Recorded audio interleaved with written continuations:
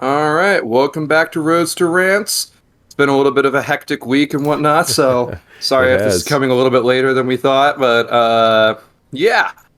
This week, lots of interesting stuff going on. Motor Trend just posted its six, or I think what, like 6 car comparison for everything, every like sporty car underneath $35,000 that's coming out right now. Yeah, it's looking pretty good. And then we're also looking at the new new Toyota Corolla with the pricing on that, the GR Corollas more specifically.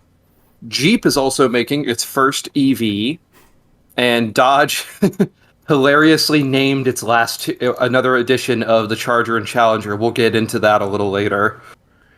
So Yeah, man. Yeah. where do you want to start?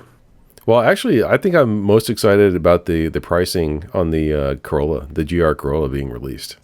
So Yeah, let's let's take a talk look at about that, that. man. So like Yeah. they came out with 3 different levels of the GR Corolla. The core is like the basic GR Corolla, and then the circuit, and then Morizo or something like that. I don't know how you pronounce like the top Yes. level. So, yeah, the 3 trim levels, the core, the circuit, and the Morizo. I'm going to say Morizo. I'm sure I'm mispronouncing that. Sorry, by the way. You guys are going to hear some little background noise. My puppy Layla is being a brat. Hang out today. Adorbs. But yeah, like that Um, higher in trim level, I think they were asking what was it, like 52 for it or something like that. 50,995. So, yeah, probably 52 after fees. The circuit edition's 44, and the core version's 37. 37, right? Which, you know what? I will say you're getting a pretty decent car for those prices. Yeah, you're actually getting a lot of car, right? So like one of the closest competitors, and perhaps even the only competitor, is the GTI R, right? The Golf R. Yeah, and keep in mind, by the way, this is a 300 horsepower, all-wheel drive, manual transmission car, Yeah, which has and 4 seats and is a hatchback. they're only putting it out in manual, which I think is fantastic. Oh yeah, I love that. I love the fact that it's just like, no, if you want to drive this car, you gotta know how to drive stick, which is kind of like, and I'm not trying to do like the, suck the manual dick, community, because I know some people's literal characteristic trait, they're like a personality trait, is them driving a manual transmission. No, Yeah, I love automatics, I love them all, but at the same time, I don't. I know you don't, but trust me, I drive a stick. But at the same time and whatnot, I am glad that they're putting it out in stick only. It leaves Yeah. more room for development of other cool things. Like they don't have to develop 2 platforms. Now I know a lot of people have been talking a lot of crap about a $50,000 Corolla, but I mean that's just the most special edition one. They're only going to make 200 of those too, apparently. So, and we don't even know what they're putting in those yet. They haven't released really any kind of details, Oh but they yeah. have released details on the core and the circuit. And from what I was seeing, like the biggest difference between the core and the circuit is the core. I mean, the circuit has torsion diffs and a different suspension and a little bit different tune. But what's interesting is that for about $1,200, you can actually add those things to a core. So, I mean, if you didn't want like the optional equipment, whatever is like coming different between the core and the circuit, that's a Oh yeah. really good value. And And I also think that's a think of really the good value. aftermarket. Think of the aftermarket Oh yeah, performance sure. parts. There's going to be tons of Because aftermarket. once the aftermarket, man, once the aftermarket gets their hands on this stuff, oh baby, it's going to be interesting. But if you think Can you about it, imagine man, like a like 400 horsepower Corolla going down oh the yeah, track yeah, it's with like gonna a be stage 3 clutch? God. interesting. Like it's a little bitty 3-cylinder engine. Like it already putting out 300 horsepower. I don't know like how much more tuners are going to be able to squeeze out, but tuners always squeeze something out. Oh yeah. So it's Which going to kind be of annoys interesting. me because I have a V6 3.0 that only makes like 225 and I'm like, I know I'm naturally aspirated, but even so, I've got an entire 3 cylinders on this car and it's making more power than I am. Yeah, Ugh. yeah, it's nuts. It's bananas what they're doing with these little engines. Let me just I love swipe it. one of those motors from Toyota real quick and put it in my car. God. Toyota should sell that as a kit engine, as a crate engine. Dude, they should. Oh, there's an idea. Dude, they should. Because Toyota, like, I'm sure Toyota's listening to this, obviously, but I mean, could you imagine swapping a like an MR2 like with that engine? That would be so much fun. So much fun. oh my gosh, yeah, that'd be amazing. Imagine like 5 years from now, people are going to be, instead of 2JZ swapping, it's going to be GR swapping. I don't know, man. Like people are still you have hard-ons for the 2JZ, but you know. Yeah, they do. But no, like like I said, I think the closest competitor, if not the only competitor, is the Golf R. And like, what do Golf Rs go for? Like 46 or something like that, you know? Give or take, yeah. So I mean, Toyota's coming in, undercutting them. You know, I'm really curious. We to need see. competition. I know, we really do. And you know, I've heard from the grapevine, some people, you know, there's an embargo out, but people have actually been, like journalists have actually been able to drive the circuit and the core. And from what I'm hearing, the circuit's a little bit nicer inside, but it's not an appreciable amount difference between the two. Like, you know, I think the circuit has Alcantara seats, so it looks, you know, spiffier, but apparently, you know. Well, here, let me pull it up real quick. Yeah, pull it up. I mean, because like the core, I don't know if that particular article is going to have like a good pictures or not, but I think they definitely have pictures of the circuit. Looking at this, here is the whoops. Okay, there's the core, which Right. actually still looks pretty good. Okay, so what do you think about the triple weird rear exhaust thing? That's just some silly gimmick, man. Like, Well, okay, here's what I want to know. It has 3 cylinders. Is this an actual 3-way exhaust, or is one of them functional and the other 2 are decorative? Because from what I can tell, they've actually kept things pretty functional. Like those front brake ducts, those are functional. Oh yeah, Those are actual front brake cooling. I love the fact that like the front end is very functional in this car. But the exhaust, I think they're all 3 tips are functional, but it's just it's just a gimmick, you know? I mean, it's all coming out of like a single turbo. Yeah, there's no way that they need that much output to actually put a 3-cylinder, but you know, since it's all coming out of a single like turbo, like I think they would actually probably get better flow through if they had a single tip, you know? Yeah. But I bet you it sounds cool. Well, once you get past the muffler, it doesn't really matter, but yeah. No, I know. I like the wide body. Look at that. Like that looks almost like Rocket Bunny stuff, like a mild wide body kit. Like look at these lines. That looks like it was taken off of like a rally racer. It's so good. They've done such a good job with that. And then here is the Circuit Edition, which, oh man, that's a good looking car. Like, look at this interior. Yeah, so the Circuit interior. I love the fact that like the hood vents. Mm-hmm. The hood vents look a little plastered on, but I do like the general aesthetic they're matching here. A little bit more of an aggressiveness to it. Yeah. Oh, 100%. But I mean, that's an intimidating hatchback. Like, I think one thing that a lot of hatchbacks suffer from is looking kind of, quotation marks here, cute. Right. And you own a Fiat, and I used to own a Fiat, and you know how annoying it is to have your car called cute. Oh yeah, it doesn't faze me anymore. I think it's funny. I think it's funny whenever they call it cute. So, but whatever. I wish we could zoom in on this a little more so I could see if I could actually see a pipe coming out. I can definitely see one behind here. I mean, I mean, they're definitely functional, but necessary? Not at all. I mean, it's. Oh, not at all. It's just a little gimmick just to like highlight. I like the fact that this is all functional, though. I like the fact that all the vents. Oh, and they're coming with slotted and drilled rotors, and that looks like a 4-piston caliper in the front. Maybe, yeah. Which, good God, that's a lot of braking for that car. Oh, nice roof design. This is an interesting design. I don't know if I like it or not, but it's like a little. It's interesting. That's a lot of space too. Oh, nice torsion bar, dude. Torsion bar in the back. Hell yeah. Oh, that's kind of nice. bracing. She looks like G-force meter. All your temperatures. Good. Car manufacturers, stop not giving us stuff. Like you don't even have to put it on the main screen for like oil pressure or turbo PSI, all that. You don't even have to put it on the main screen. Just do us a favor. Give us the option to see these things. Yeah, no kidding. I want to know both some of us are temp nerds and water temp for sure. Yeah, like I'm actually about to have to do a whole thing on the Eclipse. I'm about to have to do a whole thing on the Eclipse where I'm going to have to add in an oil ring or like an oil adapter so I can plug in sensors to get both temperature and oil pressure on there. Yeah. And also I want to add on an aftermarket oil cooler, but like, and then I'm going to have to get one for the transmission temperature, even though it's a manual transmission and everyone's like, well, your transmission will never get that hot.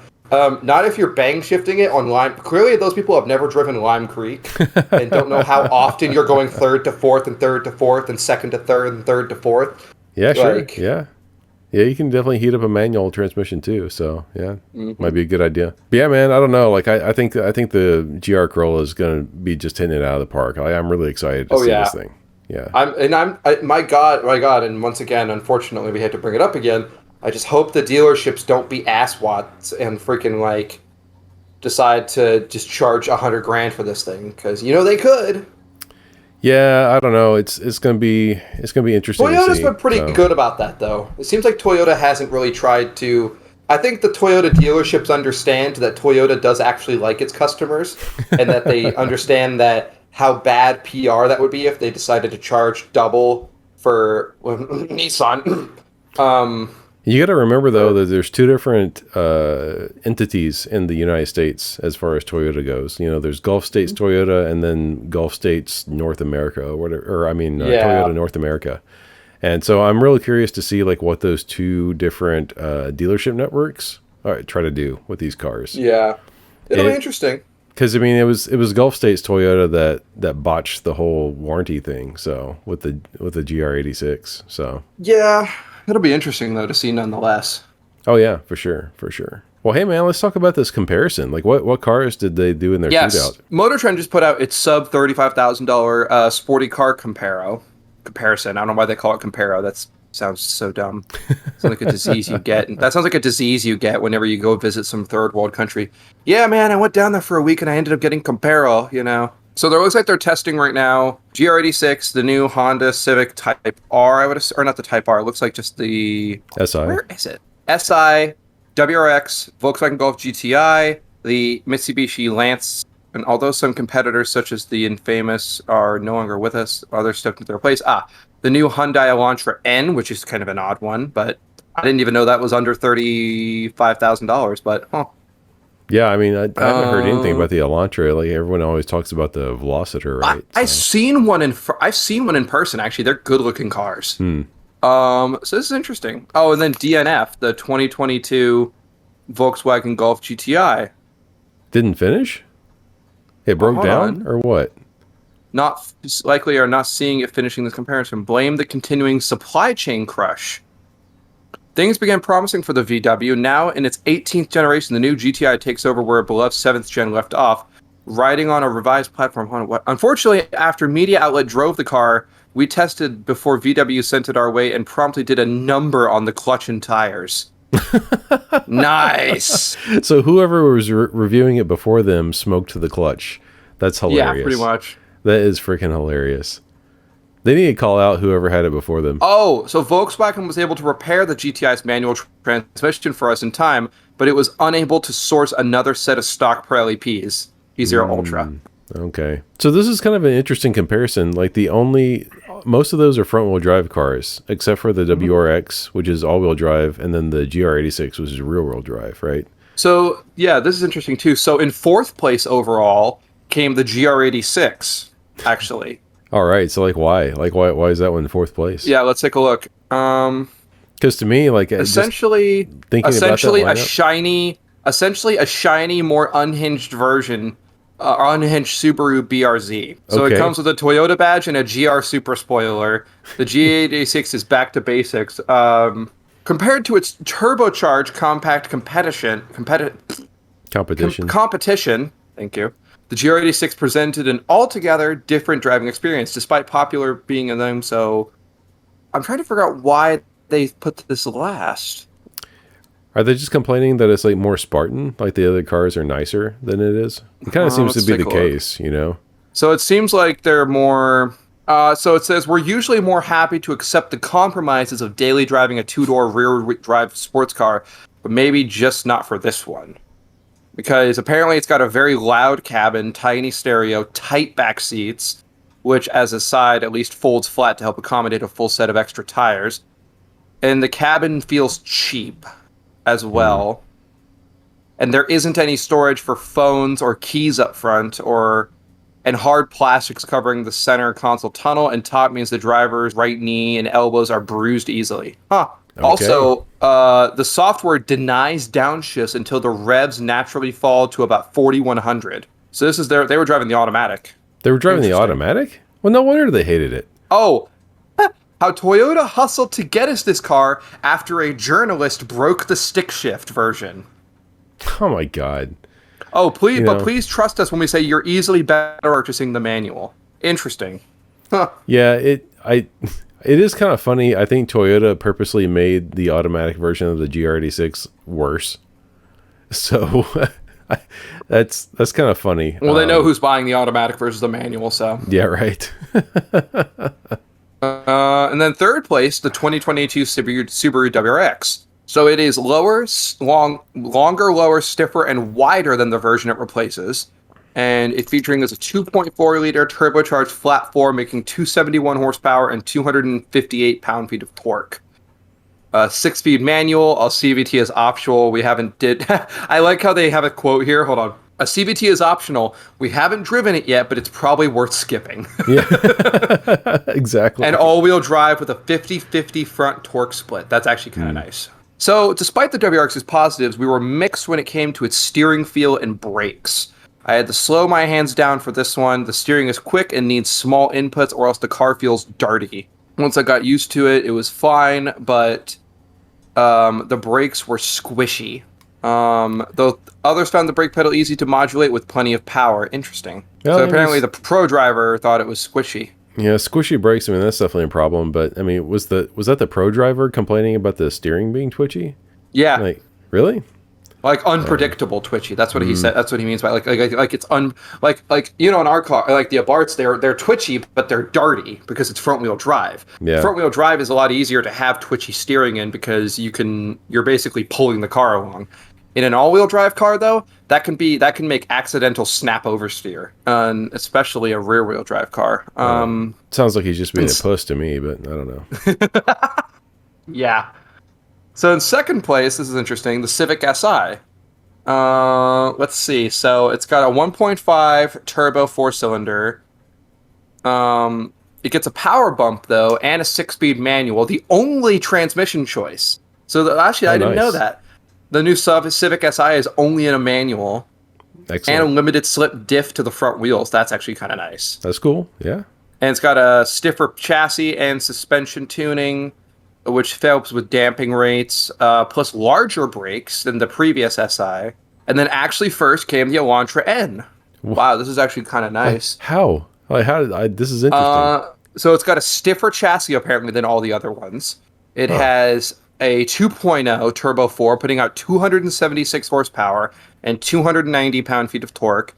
It also has a front-wheel drive 6-speed manual with a limited slip diff. Also, an 8-speed twin-clutch auto is also available, which I will say, at least it's better than a CVT. And it says, unlike the Civic Si, we can't imagine outgrowing the Elantra N. It's a lot more intense than the Civic, and while the Civic feels relatively mature, the Elantra N is so fast, frenzied, and almost a little frightening. That's what they're saying. No kidding. Man, Before you drive it, the Elantra styling sets the expectations that a compact sedan is a serious performance car, and is more that delivers. And it's aggressive and gives and you can adjust everything apparently. You can adjust the suspension stiffness, the steering weight, the throttle response, the traction control, the differential aggressiveness, making it as docile or frantic as you like. That's nice, actually.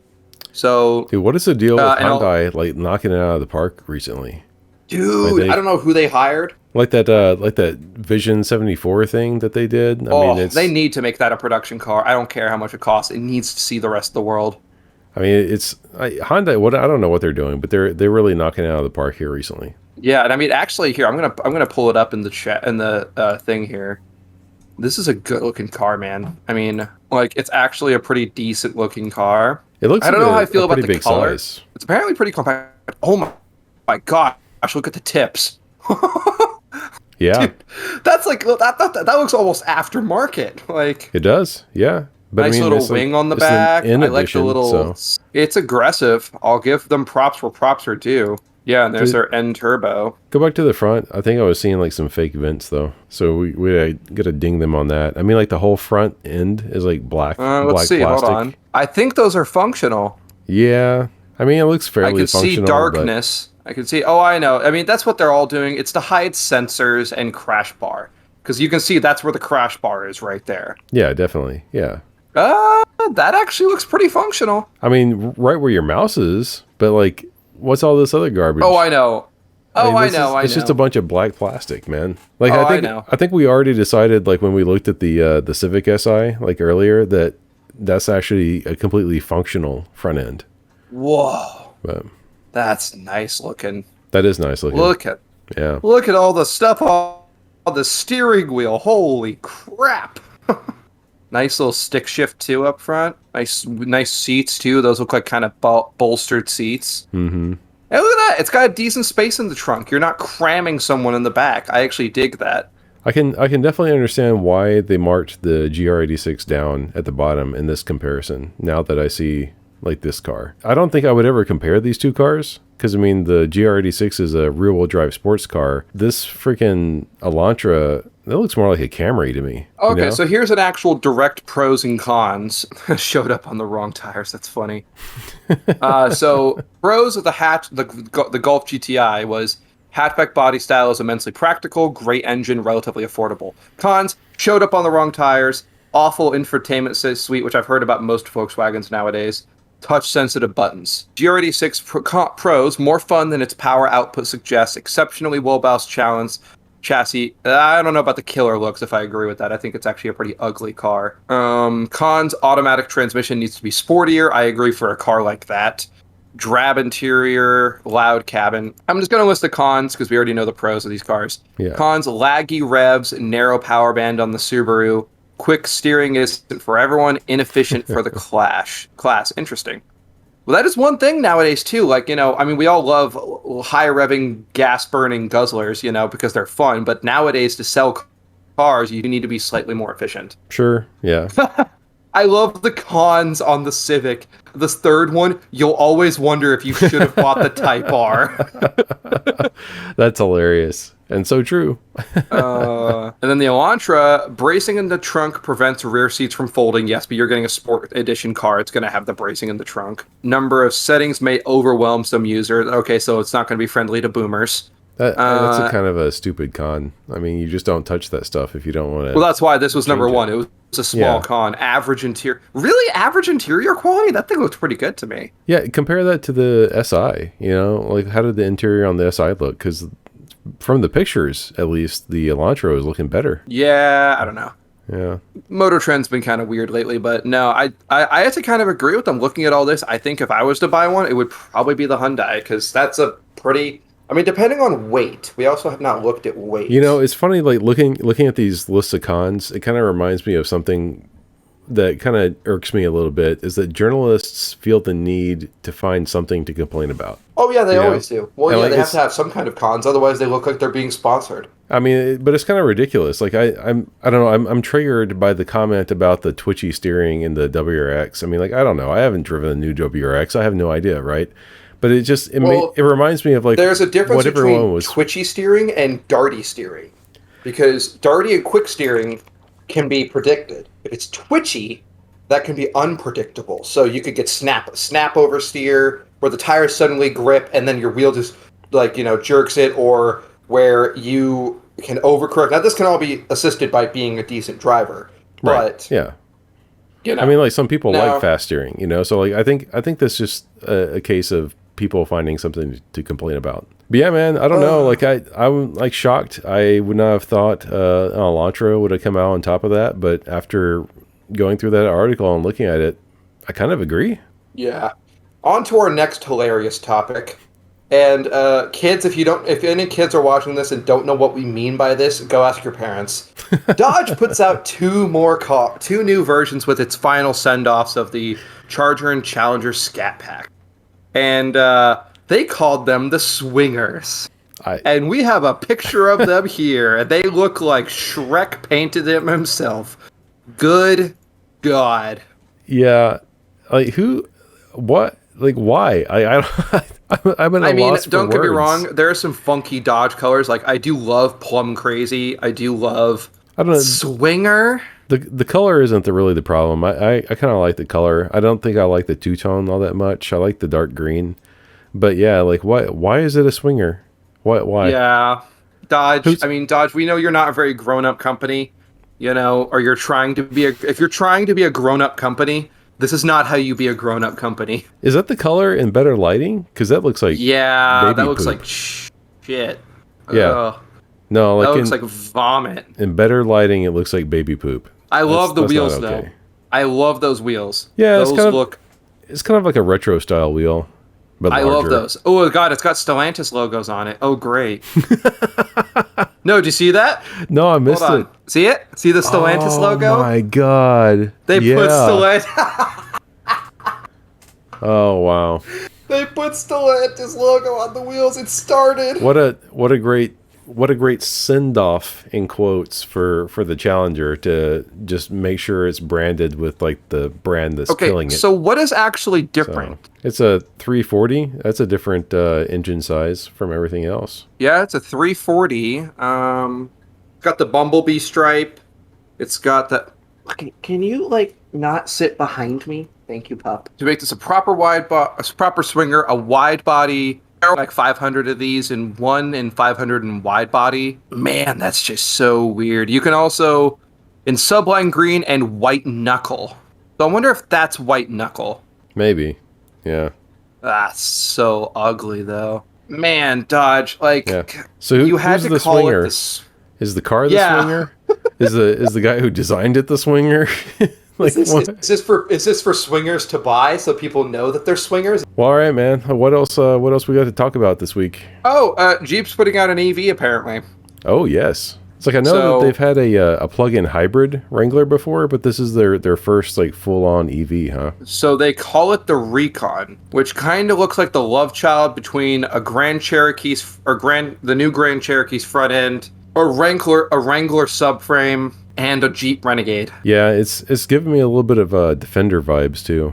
I do like the fact that the rear window's open. That's kind of nice. That's neat. Yeah. Oh, and So- of course it's a Jeep, so you gotta be able to take the doors off, right? And the roof, yeah, it looks like it. Actually, hold on. What was that one picture? Yeah, look at that. It folds. Oh, it's a soft top. Interesting. Okay. Nice. So more people can steal it. I mean, enjoy it. Yeah, with their 4xe Jeep. Stop What is the calling it deal that. with the 4xe? Like, where did that come from?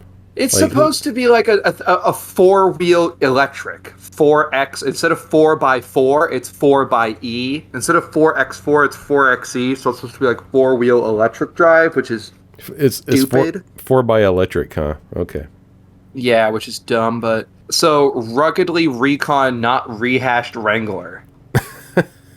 Yeah, I don't know what All right, Jeep Motor is trying Trend, to like do. your alliteration there. That's funny. Yeah, right. God. STLA This is just- frame architecture. Like, what else is on the STLA frame architecture? I wonder. I don't know. They also got E-Locker Axle Tech. What are you talking about? You see that they're talking about Stellantis again on here. So Oh, are they where? yeah, it says it's a Stellantis design. It was a little bit Of further course down. it is. Everything's on the Stellantis now. Stellantis the world. Yeah, I mean, like Now you just never know. Like now that everything's merging together like that, like you don't know if I know, dude. Monopoly. Woo! Is that a Peugeot design? Is it an Alpha design? You know, it's like Alpha's stealing Jeep designs and Man, Dodge okay. is stealing Alpha They did this designs on they did this on the Gladiator. They did this on this car. These taillights look stupid. Man, if the I'm sorry, taillights are the Jeep. only thing you have to complain about on this one, I mean, think that's honestly, okay. the rest of it's not bad. Yeah. I like the accents. I think the accents look kind of cool, actually. I like the fact that it's kind of a Halo vibe here. I like how boxy If it comes is. with these, yeah, me too. I think if it comes with these tires, like these size tires, stock, that would be cool. Those wheels are pretty good looking, although I think Subaru is going to sue someone because I'm pretty sure those look almost identical to the Subaru Crosstrek wheels. The only reason I know that is because my mother had one for quite a number of years, and she still no, she has an Outback now, but So it says it has a fully independent suspension. That's going to piss off a lot of off-roaders. They really, Yeah, they'll find ways to break it. I mean, improve it. Can be field stripped to be more naked. One with nature state. God, Motor Trend, you're knocking it out of the park with these ones. With removable doors and a sliding cloth roof panel that retracts to open nearly the entire ceiling to the sun and stars. Man, okay, Jeep, if you're listening to this, I'm going to give you a little bit of tips. Multiple car manufacturers have made full slide cloth top roofs. It never works, and it always leaks. It's always terrible. Single time. It's really always is. terrible. You would have been better off making sliding glass panels that fit into rubber seals. Yep. That slide backwards. Like, because look, it's still going to take up this much of the roof anyways. You might as well just have made a double pane sliding glass, like one pane here, and they slide into each other into the back. They kind of go back. You would have been way better off. Cloth tops are stupid. Yeah, I agree. Like, look, you already have glass here. Why make the top cloth? All you're asking for is it to leak like a mofo later on, like 5 years into its life. And also, it's going to wear out. It's going to wear out quickly, Yeah. and then probably cost like $4,000 to replace. So minimum $4,000 to replace. Especially if it's motorized. We don't even know if it's motorized or not. I'm assuming it is. I bet you it is. Yeah. It probably is. It's 20. I keep on forgetting it's 2022 and everything is motorized and has a button. That, and I can already tell they're trying to make this a little bit more premium than some of their other offerings. So it's not. Which I'm fine with. Yeah, for sure. It's cheap. Yeah. It's cheap. I mean, people already buy $36,000 Wranglers and put $120,000 into pavement princesses, so they already know their audience. I mean, exactly. I really don't see this thing being anything other than a pavement princess because, like, you know, like maybe a hybrid off-roader makes sense, but like a pure EV, I just don't. I don't think it makes sense. So no. I don't know. Especially, by the way, EVs do not perform that well under high torque situations. In a sense, and before everyone gets mad and comments that I'm wrong, what I mean by that is continuously going on and off, on and off, on and off. EVs are most efficient. Quickly. Yes, it does. In which off-roading, you do a lot of that. You do a lot of just stop, adjust, stop, adjust, stop, adjust, stop, adjust. You're always adjusting, and you are always stopping all the time. That is going to kill these batteries. And especially the environments out in the desert, dude.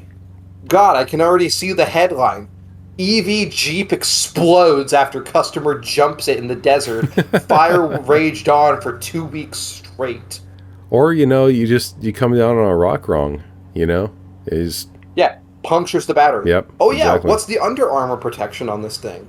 Especially if you're going to be off-roading it? Yeah. Yeah, like, dude, because a gas tank is one thing. A gas tank, though they're made pretty safe nowadays, where somebody could basically shoot it, and there's like a foam seal now that just kind of goes, and it closes it instantly. Modern gas tanks are pretty much, I'm not going to say bulletproof, no pun intended, but well, I mean, you can have gas spilling out of like a punctured tank, and as long as there's no ignition source, it's okay, right? Yeah, but battery punctures. Yeah, if you crush a battery, crush a lithium-ion battery and see what happens. Yeah, don't actually do that. It's its own ignition source. So. Yes, it is. Oh, dude, no, I just can't wait for when EVs become so popular that the amount of accidents that happen with gas cars happen with EVs. And God. So I heard some. This is anecdotal, of course, but you know, a guy who works as a firefighter, kind of along I-10 corridor, and he was basically telling me it's very surprising how often they actually get called out for vehicle fires. It's like you don't. He said you wouldn't believe how often he gets called out, and he's like really dreading the day he gets called out for a fire with an electric car. Oh yeah, because they'll just burn for days. Even okay, so those of us who are Grand Tour or new Top Gear Grand Tour enthusiasts, when Richard Hammond broke the Rimac, he drove it off the cliff and it went sideways and flipped. He was okay, by the way, thank God. But that thing caught on fire, and do you know how long it burned for? Yeah, it didn't keep smoldering for like weeks or something like that? Well, no, it smoldered for weeks, but the fire itself burned for 39 hours. Holy cow. Because you can't actually put it out, because as soon as it gets into it's a thing with oxygen. I can't remember how it reacts to atmosphere. It just lights itself on fire. It's insane. Yeah. Layla, you need to chill your beans, child. This is the show right here. Nobody wants to talk about cars. They just want to see my dog. Exactly. Yeah. Here's a puppy. Here's a puppy on the internet. That'll get views. Let's just do like 3 solid hours of her. Oh no! Wait, California doing stupid stuff with their. God. Yeah, how do we almost forget about that? Oh my gosh. You want to lead us on to that? I know you know sure. more about So than I do. I don't know exactly what they changed, but like we saw something today where California has doubled down on their exhaust crackdown, I guess if you want to call it. And it's basically up to officer discretion if they decide if you have a modified exhaust or not. They write you a ticket, and it's not even a fix-it ticket anymore. You just get the ticket, and it's up to $1,000 apparently. Wow. And like I would specifically just go drive my Eclipse through there straight piped and just let it bang off the rev limiter at 6K. Yeah, it's gonna be interesting to see like what actually happens with this. Like I haven't heard any stories about anyone getting pulled over for this yet. I mean, I have heard people getting pulled over, and like people with stock like Abarths, like getting pulled over and getting my these buddy, tickets. one of my buddies who had an Abarth, I can't remember. He had a white Abarth that he heavily modified. I think he sold it, but he actually lived in California with it, and he got pulled over, and he had to get a letter from Fiat saying that this was in fact the stock exhaust system, and that they do not come with mufflers stock from the factory. Yeah, it's ridiculous. I mean, I know it has like some sort of like 95 decibel level, like in the law too. But it doesn't specify like how you're supposed to measure that or anything. So, I guess if the cop is carrying around a little decibel meter, they could just go put it like right next to your exhaust or something. And then, Yeah, at that point, at that point, I'd just be like, okay, go get your thing calibrated. When was the last time it was calibrated? Oh, do you know they become uncalibrated in less than 36 hours? It's definitely something to watch. Some BS. It'd be interesting to see like these things getting challenged in court. So I mean, it's going to happen, and it's going to be something that we should definitely follow. So, yeah. By the way, if y'all are listening to this, go tell your congressman that you support modified cars. If you like to modify, you like to put a K&N filter on your car. Guess what? They're trying to make that illegal right now. You like putting like literally colder spark plugs to get a little bit more power out of your turbo car and tuning it. Gonna be illegal. Like Cobb has been like on the fritz lately with tuning because they can't tune anymore because they've started banning that stuff. It's like BS. I'm like, come on. Yeah, it is. It's garbage, and yeah, you're right. Like I don't know if writing your congressman ever actually does anything, but it's worth a shot. Yeah, we've proven that group mentality does work with congressmen sometimes. Because what do congressmen hate more than losing money? Bad publicity. But yeah, man. No, what we all need to actually do is everyone with your loud ass Hondas and straight piped 4-cylinders. We need to go to the Texas Capitol, and we all need to go drive out to California, go to the state Capitol building, park out front, and just 2-step. Yeah, we'll just go one after the other, so that way we don't break our cars. Just next car, next car. That would be a beautiful sight to see, and like that would be amazing. To me, just like shut down the street. I think that's what really changes laws is mass civil disobedience. Like that's what really changes laws. Okay. Well, non-destructive civil disobedience. Sure. Let me rephrase that. Yeah. Like, and no, we're not going to get into the whole political state of like people burning stuff down. Which no. I'm not talking about rioting. That's rioting. That's destroying that's bullshit. That's personal BS. property. Yeah, no, just like willful. Like I'm just not going to follow this law. And you know what? My cousins, my nephews, my brothers, my sisters, like no one thinks it's okay for you to throw me in jail, like for not following this law. So that's what really changes things. But I think what was it? I can't remember. And don't judge me here. I was watching National Treasure last night because I was bored, and I saw it recommended. And it's one of those movies. It's like great. National Treasure. It's like Nickelback. It's a guilty pleasure. Yeah. Right. Yeah. Like everyone hates on Nickelback, but secretly they really love Nickelback. It's just a meme to hate Dark Nickelback. Horse. Right? It is. Yeah. It is. No, and same with Nicolas Cage, ironically. Oh yeah. So wonder if there's a relation there. Everyone hates Nichols. No, and there was a scene that kind of actually spoke to me a little bit where he's deciding he needs to steal the Declaration of Independence. He's standing right in front of me and he's quoting it, and it was like, if it's basically though I think what he said basically was, if something's wrong, it is the duty of the people to fix what's wrong. Right. Yeah. It is. If people disagree, that's the whole thing America was founded on. If you disagree, let people know you disagree. Just don't be a twat about it. Yeah. Yeah. Don't destroy anyone's personal or private property or anything like that. And Some people will be like, they're destroying the air by two-stepping. Yeah, go complain to the shipping companies that have giant coal-powered ships still. And crude oil-powered ships. I don't know, man. You know, one crude oil ship that puts out the same carbon monoxide levels as it's like 145,000 cars. Right. Yeah. Why don't we nuclear power that shit? Come on. They've been doing it on aircraft carriers for like 40, 50 years. That's what I'm saying, man. That's what I'm saying. I know. It'd be easy.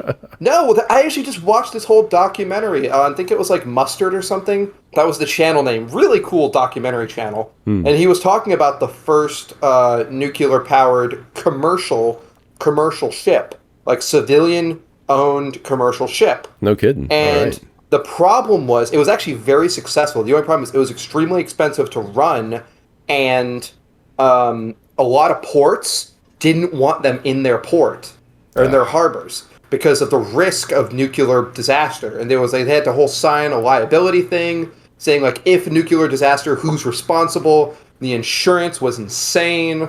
This is just nuclear bigotry. Well, also, by the way, last time I checked, there's also been horrific disasters with oil and like at sea oil, like, you know, there was the Exxon Valdez until the captain didn't see Alaska floating there right in front of him. Right. Yeah, for sure. I mean, there's dangers with anything. So, anyways, I think that's gonna wrap it up for today. You got anything else? No, man, that's it. Like, I'm ready to go. I guess we really got up to our name of Roadster Rants, huh? Yeah, definitely. All right, man. Yeah, I'll see you guys next week. See you all next week. Bye. Bye.